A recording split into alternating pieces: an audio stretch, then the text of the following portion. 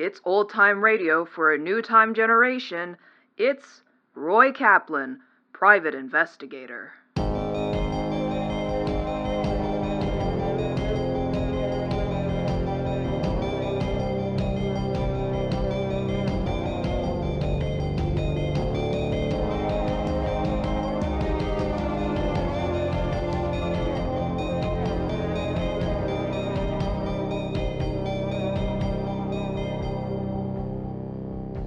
Kaplan speaking. You know, the private investigation scene isn't always everything it's cracked up to be. Sure, there's excitement from time to time, but mostly you get calls from people with too much money wanting to know if their partner's been cheating on them. And while that pays the bills, it's not really the kind of work I enjoy. After a while, I start wondering if I shouldn't go back to burglary just for my mental health. But then, another good case rolls along and I remember why I switched all over again. Like this one, from a while back, involving a family secret, a will, and a dead man's safe.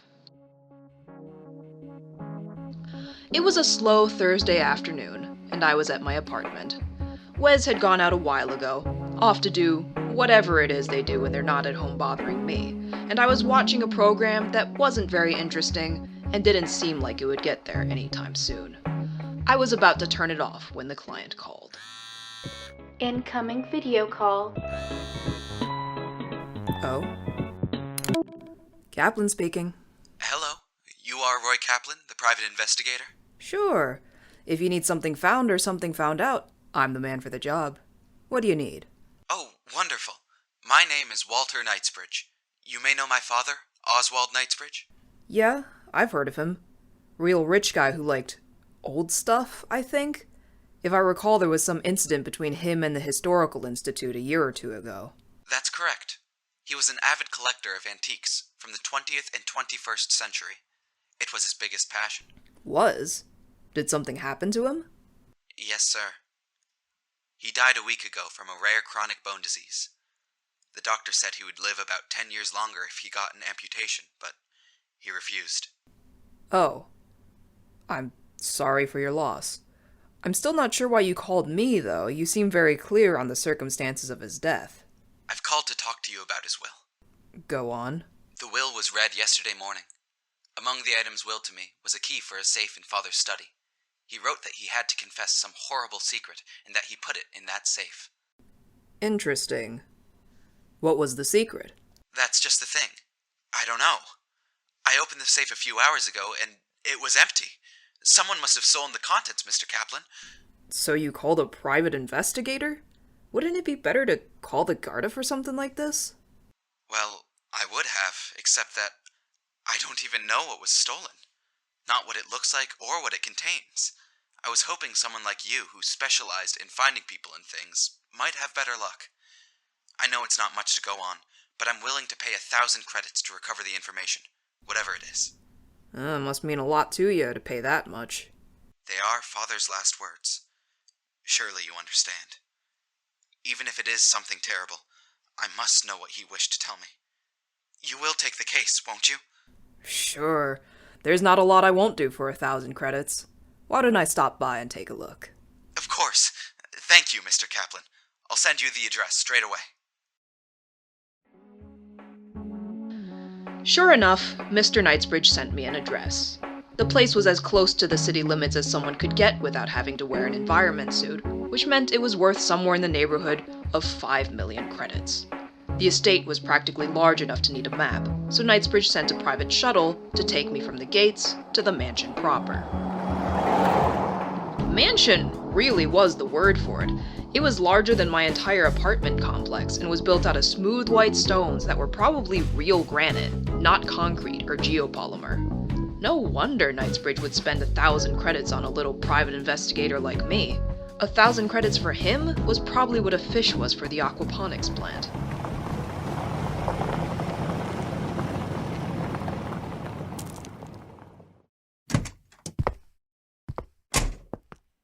Mr. Kaplan, thank you for coming on such short notice. I trust your ride was pleasant? A little long, but it was fine, thanks. So this monstrosity is your house? It is. Now that my father has passed, I'm supposed to move to the master bedroom, but I am reluctant to do so. Sure, I don't like spending time around the dead either. Where's the safe? But Mr. Kaplan, you've only just arrived. Wouldn't it be better if you took a break or ate something before you... You hired me to find a thief, dear. I'd like to look at the safe. Oh, I see. Well, in that case, it would be right this way.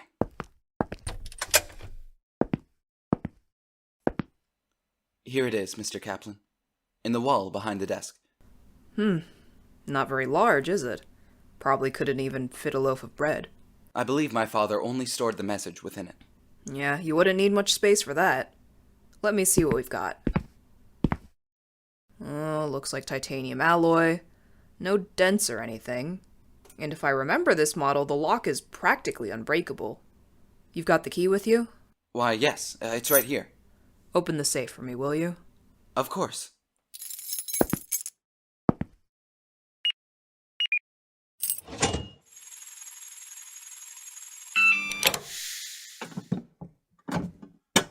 A climate-controlled safe, huh?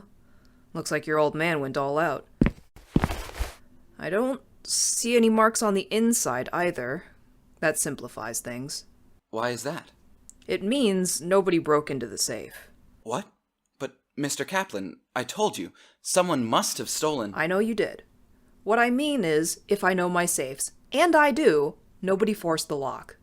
Even if someone used the best safe cracking tools on the market, or off the market, for that matter, they'd leave marks getting this monster open. Whoever stole your old man's secret had a key. Is this the only copy? It is. I'm sure it is. Okay, well, you said you got the key yesterday morning and you didn't open the safe until today. What did you do with it in between? I think I left it in my room. I had to put it down so I could move some of Father's belongings, and then I had to prepare for a party we were hosting. I was too busy all yesterday afternoon and night to check the safe. You don't think someone from the party robbed the safe, do you? It's possible, but I doubt it. Who else was at the reading of the will? The other beneficiaries, my stepmother and one of my father's old friends, Moira Cairns. And the lawyer, of course. Naturally. Your stepmother and that friend, were they at your party last night? Of course they were. I see. In that case, I think I'll talk to your stepmother. Mr. Knightsbridge kindly showed me the way. His stepmother had a very large set of rooms, all to herself on the second floor of the mansion, painted in silver and blue, with artwork hanging from the walls. It was large enough to be a house all on its own, and still have space left over. I was starting to get tired of all these rich people. Mrs. Knightsbridge? Maybe she didn't hear me. Mrs. Knightsbridge, are you here? My name's Roy Kaplan. I'd like to speak with you. Just one moment, I'll be right on down. I waited for a bit, but she seemed to be taking her time, so I let myself into what appeared to be some sort of parlor. It was a very modern-looking thing, with lots of white walls and carpet that were probably very difficult to keep clean, and silver sculptures that didn't seem to be of anything in particular unless you squinted and turned your head to the side a little first. I was looking at an odd cylindrical vase on the countertop when Mrs. Knightsbridge finally arrived. Hello, I'm sorry to keep you waiting. You said you're Roy Kaplan? That would be me. How do you do, Mrs. Knightsbridge? Oh, there's no need for such formality. Call me Tara. All my friends do. Tara, then. I was looking at your vase here. I couldn't help but notice it has no bottom. What is it made of? It looks like wax. Oh, that. Oh, it's made from some kind of plastic, I think. It's not really a vase, of course, but it works well to hold silk flowers. Let's leave that aside. I'm sure you didn't come to ask me about my flowers.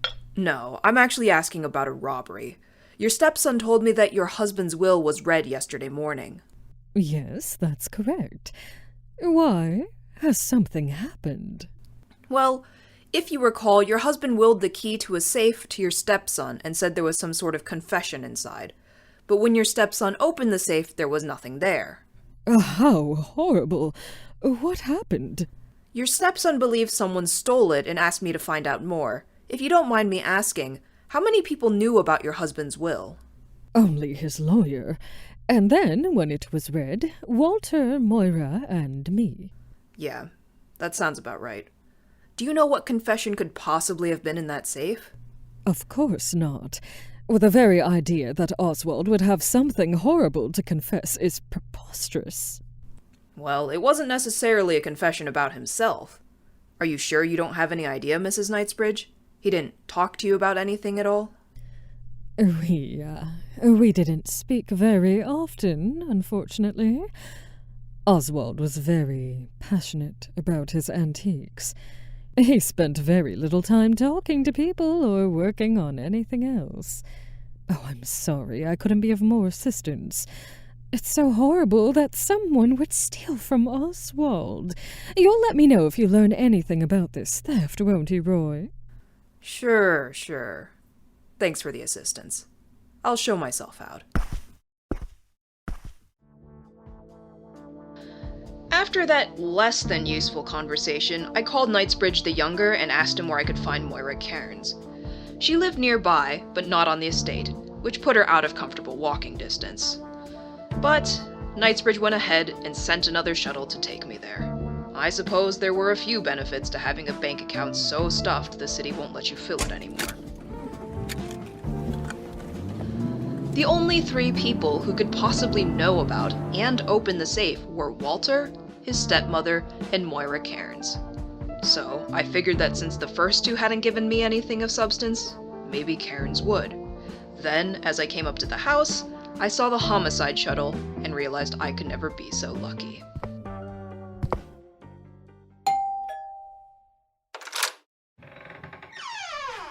Hello, Inspector Fletcher. Fine day we're having. Kaplan, what the hell are you doing here? That's no way to greet an old friend. I saw your prowl car outside and thought I'd stop in and see how you were doing. How are you? Busy. Get out of here. But I've only just arrived. I go to all this trouble to see you and you want to throw me out on my ear? I thought we meant something to each other. We were never friends, and I'll do a whole lot worse than throw you out if you don't tell me why you're trying to walk in on my crime scene again. I never meant to go on your crime scene. I wanted to talk to Moira Cairns. Preferably alive, but I suppose that ship has sailed. Why did you want to talk to Cairns? If you know something about her murder, you better spit it out, or I'll send you to the boys at the station all tied up with the silk bow. Fletcher, you know I'd never hide evidence from you. I'm such a law-abiding citizen, don't you know? Spit it out, Kaplan. Why are you here? I thought Cairns might know something about a theft. A theft? I swear, if you're up to your old tricks again... I would never! No, I'm on a case. Someone, not me, stole something important and Cairns was one of my suspects. Was? Well, still is. Being dead doesn't mean she didn't do it, and it doesn't stop me asking her about it. If you'd let me in so I can talk to the victim, that'd be lovely. Oh, no you don't. I'm not having any of your ghost mumbo-jumbo in here today. I've got a hard enough time dealing with murder without having to deal with you, too. But my ghost mumbo-jumbo's been so useful before. Surely... Goodbye, Kaplan. No love lost there, huh? I guess I'll figure something else out. The best part about being a burglar is that if you're careful and good at your job, you can basically go wherever you want to, especially when people don't want you to. And off the record, I'm very good at burglary. It's one of the many reasons why Fletcher hates my guts. I got in through an upstairs window, directly into Cairns' bedroom. Oh, jeez. What happened here? The room was a mess. Someone had gone through and turned it all upside down and inside out, with all the drawers pulled out and thoroughly tossed. Anything with 2 transistors to rub together had been shut down, and all the data chips that could be removed had been.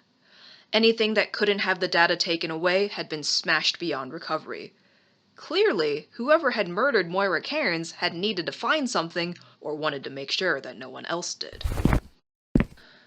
Fletcher and her boys were still downstairs, so I couldn't go there. There was breaking into a building during an active investigation, and then there was pushing my luck. That was fine. I could see from the landing that everything else in the house had gotten the same treatment as in the bedroom, and Moira Cairns, body or ghost, was nowhere to be seen. Unfortunate, but not unexpected. A lot of people don't stick around after someone finds the body. Hey, did you hear something? Time to go. Get back here! I got my ass out of there. If Fletcher caught me, she really was going to arrest me again. So, after that went about as well as could be expected, I went back home. 0 for 3 isn't a good look, but I've done fine in worse situations. When things go bad, the best place to go looking is back at the start. That's what Wes always likes to tell me anyways. So, I decided to read through the extremely long and dry will of one OSWALD Knightsbridge.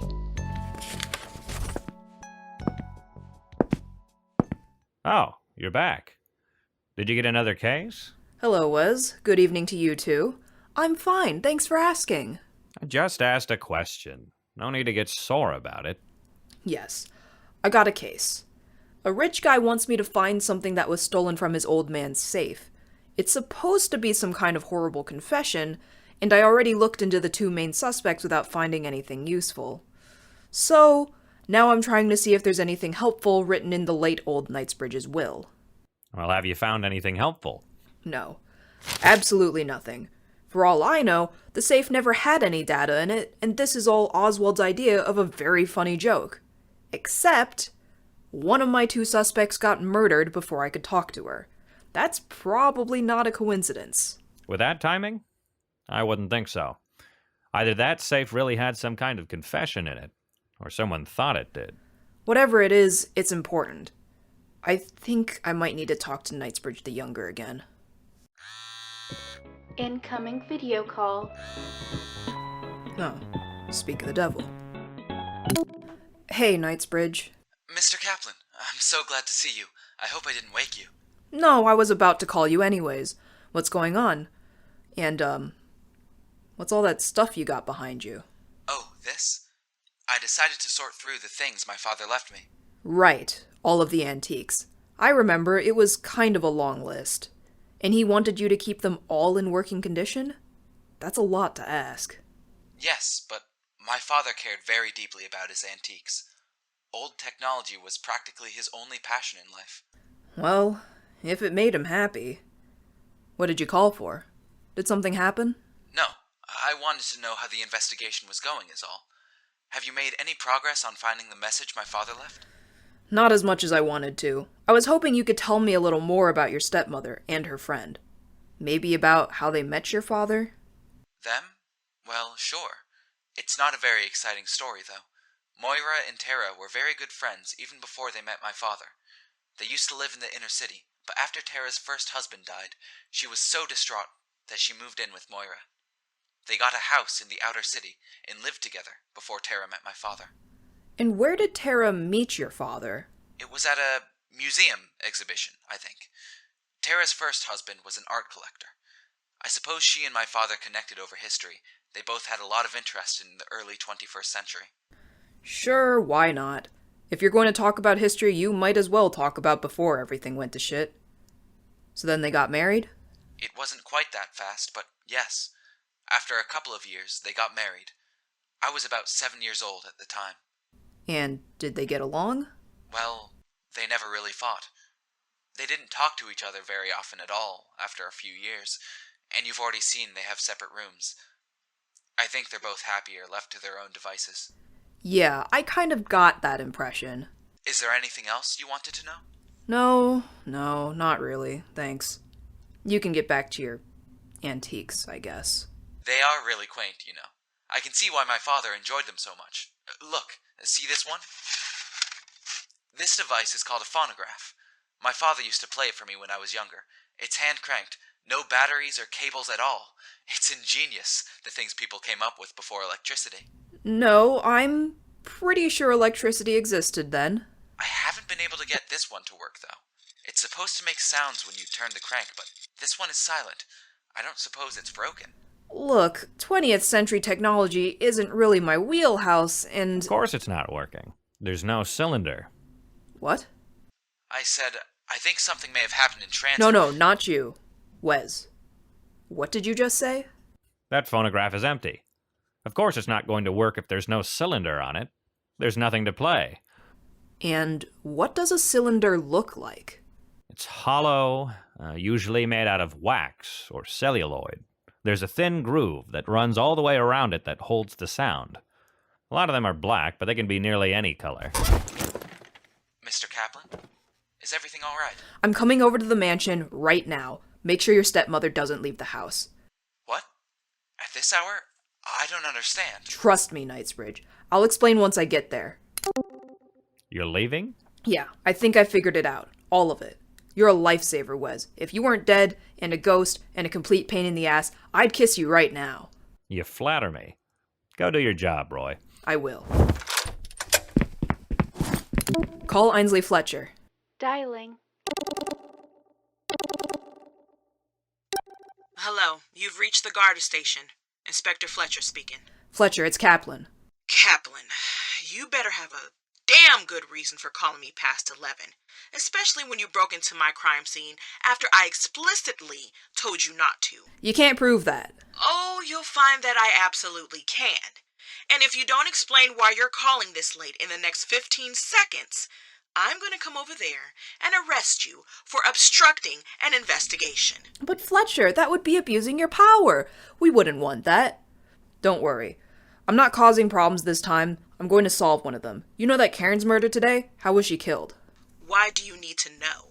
I've got a hunch. Just go with it. It's not like you're telling me anything that won't be released to the public tomorrow morning. Someone snapped her neck. I'll spare you the details. Oh, lovely. And out of curiosity, did you find anything useful from investigating her house? No, only glove prints. And you of all people should know how useful those are on their own. Whoever killed Carnes knew what they were doing. Oh, I bet she did. Look, glove prints will be enough. You need to get to the Knightsbridge mansion and check the safe in Oswald Knightsbridge's office. If you see his son, Walter, tell him I sent you and he'll show you. I'm giving it 90-10 odds that you'll find matching prints on that safe. What is this all about? What do you know? I'll explain later. I'm getting on the monorail now. Just trust me. Kaplan, get back here. Don't you dare end the... Doors closing. Fletcher would make me pay for that one later, but I had a lot of research to do and not a lot of time. Between the monorail and the shuttle, it would take 40 minutes to get to the Knightsbridge house, and I had to hope that wasn't too late. Should be good. If I call Rick, I can get back into the inner city and get my funds transferred and my documents fixed. Oh, and then I'll never have to see this horrible place again. Going somewhere? Roy, what are you doing here? Bringing you in as a murder suspect. Inspector Fletcher and her boys are downstairs checking your late husband's safe right now. Murder? How dare you? My husband died from a disease. And Moira Cairns died from a broken neck, just like your first husband, funnily enough. What are you trying to say? I don't know. I thought I was being pretty obvious when I said I was bringing you in as a murder suspect. You have no grounds for such an accusation. Are you sure? Because I think I can tell you exactly what happened last night. Yesterday, you, Moira, and Walter all were present for the reading of your late husband's will.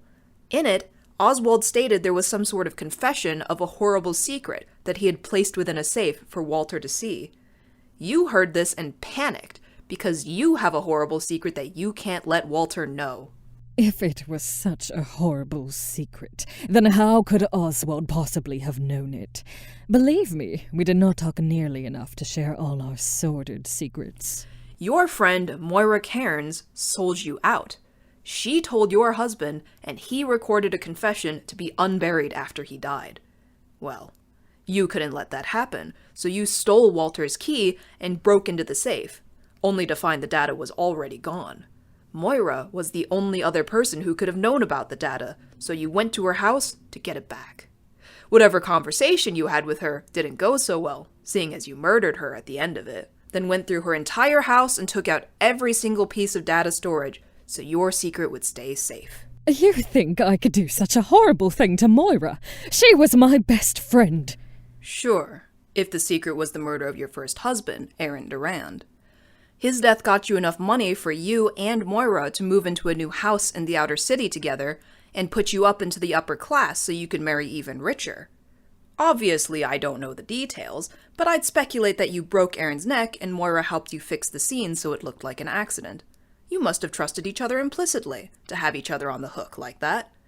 If anything ever came out over that murder, everything you've ever accomplished in your life would have been gone in an instant. This is slander, and I refuse to listen to it any longer. Get out of my house. Oh. But aren't you curious to hear about the mistake you made? A mistake? What are you talking about? Yes, with the data. You opened that safe and found an empty tube and assumed that someone had already stolen the contents. But Moira never touched that safe. That's impossible. That tube was the data. It was a phonograph cylinder, an extremely antiquated form of analog audio storage from the early 1900s that you never knew about because you never talked to your husband about his interests. Oswald must have thought nobody would recognize it except his son. He was right. You mean... Yeah, this plastic tube you ended up using to hold your silk flowers, this is the secret you went to so much trouble to find, and you had it the whole time. Hand it over, detective. What? Oh, a gun. That's not even legal. How did you get one? You're not leaving with that cylinder, and you're not going to tell anyone about Moira. Oh, and you're not going to tell anyone about Aaron either. Or what, you'll shoot me? You don't want to do that. The guard are literally downstairs right now. You'd never get away with it. Don't try to talk your way out of this. The Garda downstairs are just as big of a bluff as your bravado. Or do you really think you can take your chances against a bullet? If I don't get the cylinder back to Walter, I don't get paid. I can pay you just as much, more. I have millions of credits. I can give you as much as you want. Just hand it to me. Tempting, but somehow I have doubts about your trustworthiness. I'll pass. Then die. Oh, shit! Down on the ground, now! You can't do this to me, you... Tara Knightsbridge, you are under arrest for theft and the murder of Moira Carnes. Kaplan, we heard gunshots. Are you okay? Scared as hell, but I'm still in one piece. She didn't hit me. Did you find what you were looking for? Yes, the glove prints matched, just like you said. Walter said you found the stolen data? Yeah, it's this cylinder. I told Walter to bring his dad's phonograph here. Knightsbridge put his secret on a phonograph? How in the bloody hell did you figure that one out?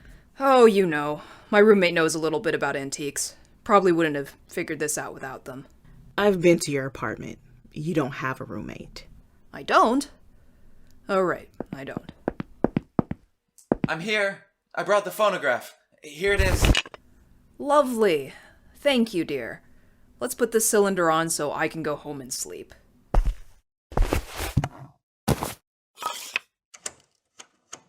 This should be good. Go ahead and turn the crank. Hello, Walter. If you're listening to this, that means that I have died, and that I have failed in my task. I am sorry. As I've told you before, I adopted you after your family suffered an accident at one of my exhibits.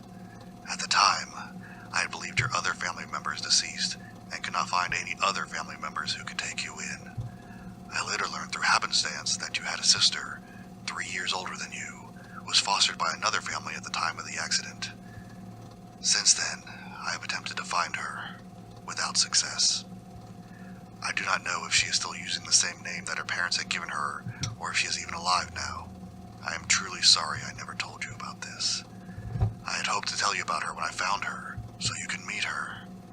If you wish to search for her yourself, I have files on my desk which will be useful. And remember, Walter, you are truly my son, and I've always wanted you to be happy. I love you. Dad, I love you too. Well, isn't that sweet? That's...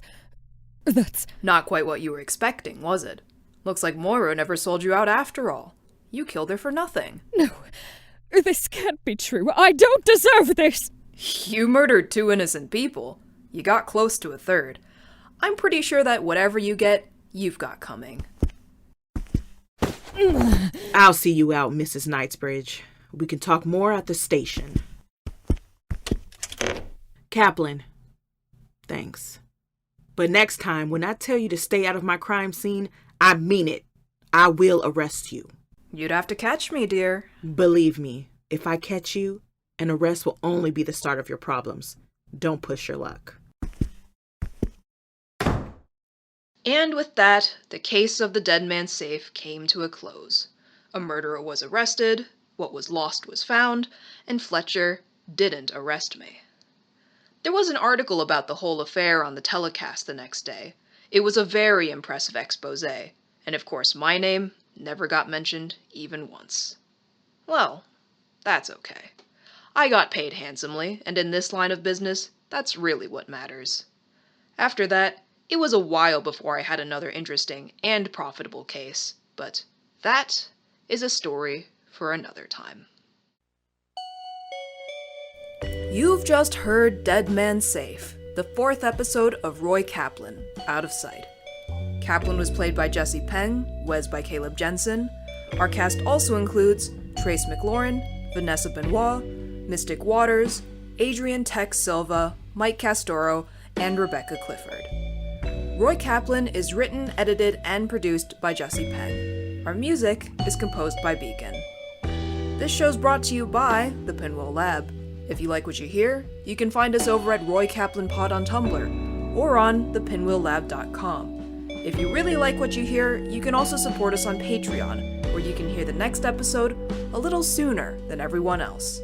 All financial support goes to production and helps make Season 2 more likely to happen.